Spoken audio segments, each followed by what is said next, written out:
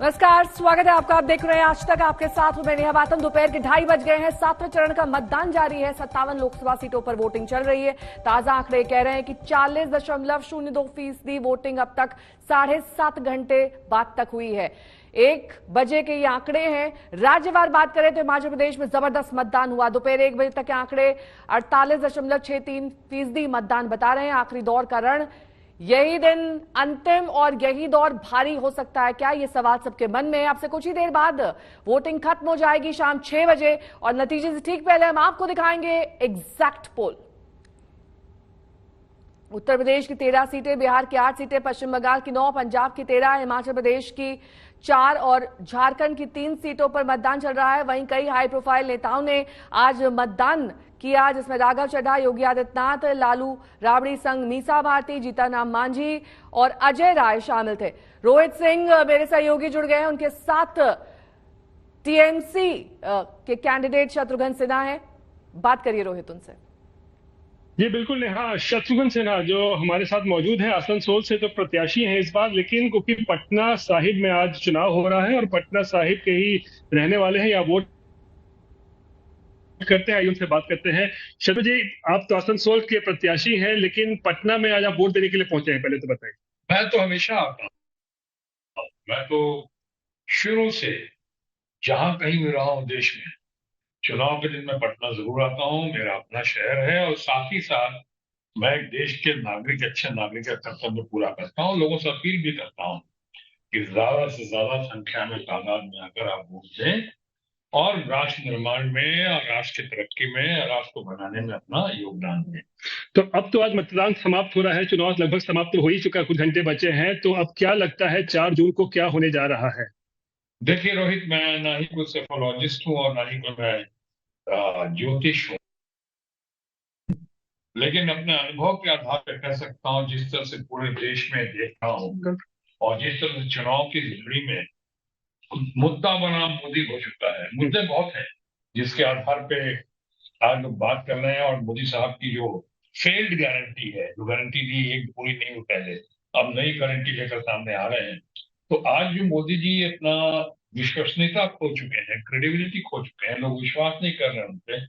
और एक तरफ गरीबी है, महंगाई है, बेरोजगारी है, किसानों की हालत खस्ता है। इन्होंने कई कई गारंटी दी थी कि 15 लाख रुपया पहुंचाने की गारंटी दी थी, 2 करोड़ नौकरी देने की गारंटी दी थी, किसानों के आमदनी डबल कर देने की गारंटी दी थी, बहुत सारी गारंटी दी थी इन्होंने। डॉलर की कीमत कम करने की गारंटी दी थी, रुपए की कीमत बढ़ाने की गारंटी दी थी।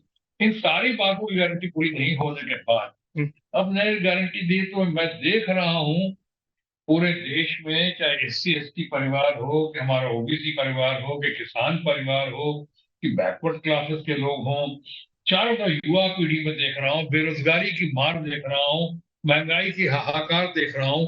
उसके आधार पर मैं कह सकता हूँ मुद्दा बना मोदी जो है, देश की जनता जो है आज यूनाइटेड अपोजिशन के साथ है।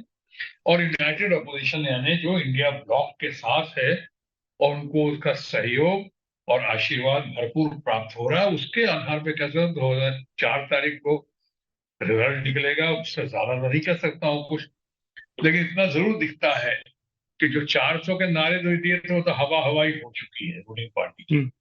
अब रही बात कि 150, 250, 200 भी पहुंच जाए तो कई लोग का मानना है वो मिरेक्कल होगा। तो आप 400 पहुंचेगा नहीं, वो तो छोड़िए, सरकार तो बताइए कि कम से कम बनेगी, या फिर आप देख रहे हैं कि जैसा कि मल्लिकार्जुन खड़गे भी कह रहे हैं कि 4 जून के बाद प्रधानमंत्री बदल जाएगा, सरकार बदल जाएगी, क्या आप देख रहे हैं? वो तो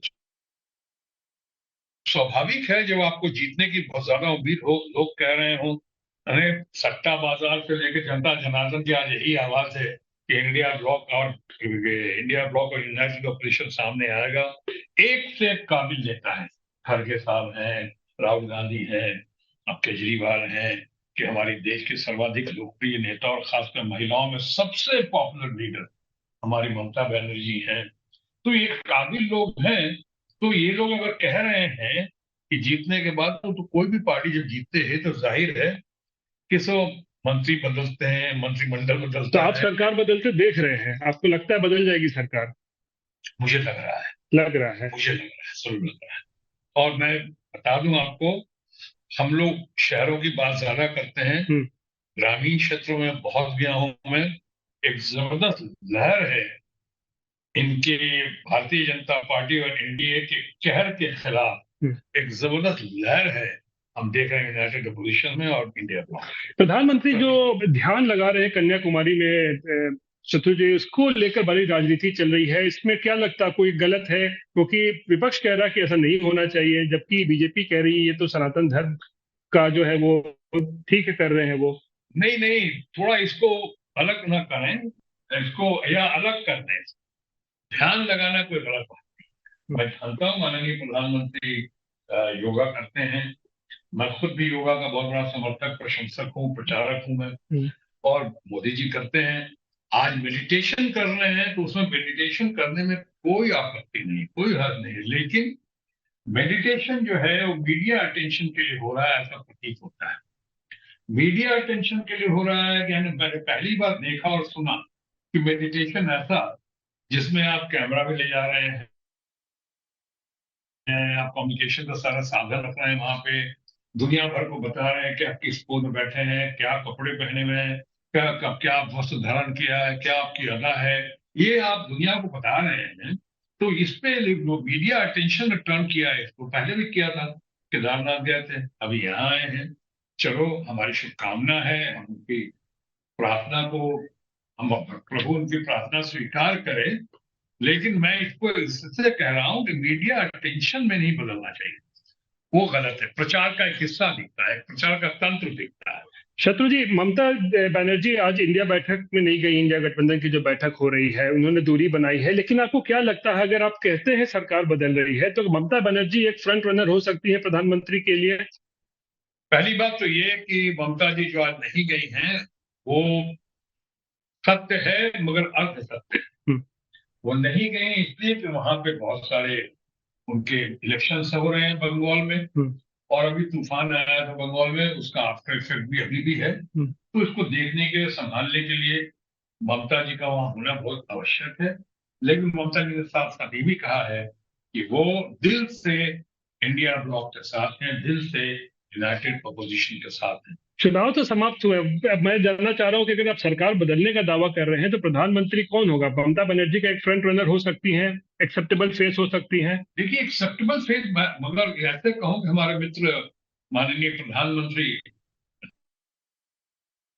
नरेंद्र